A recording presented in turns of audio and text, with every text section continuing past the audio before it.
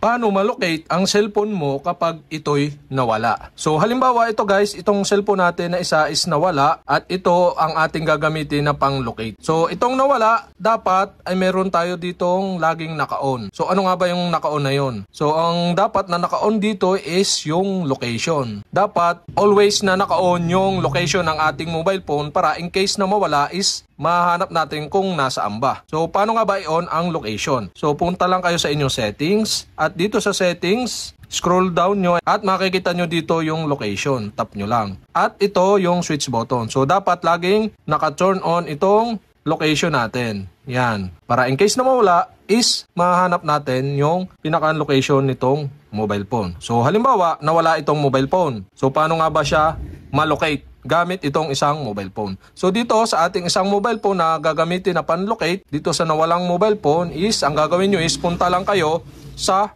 Chrome or Google Chrome. At dito sa Chrome, gawin nyo lang dito sa search bar is punta lang kayo sa www.google.com.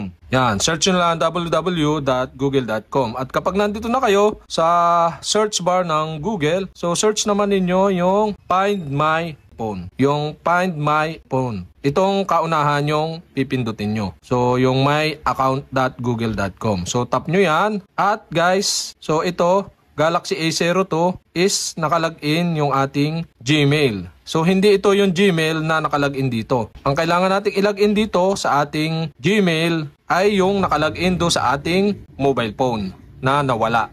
So, ang gagawin nyo lang is tap nyo yung profile picture nyo dito sa kanan taas na bahagi. At dito, kailangan nating i-login yung ating Gmail na nakalagin dito sa nawalang mobile phone. So, ang gawin nyo lang, tap nyo lang yung add another account. At tap nyo dito yung add account to device. At isign in nyo lang yung email nyo na nakalagin dito sa nawalang mobile phone. So, sign in natin. So, okay guys, once na nakasign in so ganito ang lalabas. Yan. So, ito yung atin ang pinakang Google account or Gmail account na nakalagin dito sa nawalang mobile phone. So, ganito ang lalabas. Yan. Makikita nyo dito kung saan nakalagin. So, itong mobile phone na to is Oppo Reno 7 5G. So, ito siya. So, makikita natin dito. Ang gagawin nyo lang is tap nyo ito, yung Oppo Reno 7 5G. At yan, lalabas na yung pinakang mapa. Yan guys, maglo-loading lang siya. Wait lang natin. At ayan nga guys, lumabas na yung pinakang lugar kung nasaan yung nawawala nating mobile phone. Yan, ito siya. So, pwede nyo i-zoom out, yan, or i-zoom in. Yan, makikita nyo kung nasaan lugar yung ating mobile phone na nawala. So, pwede rin yung itap itong play sounds para once na matap nyo yung play sounds, tutunog siya.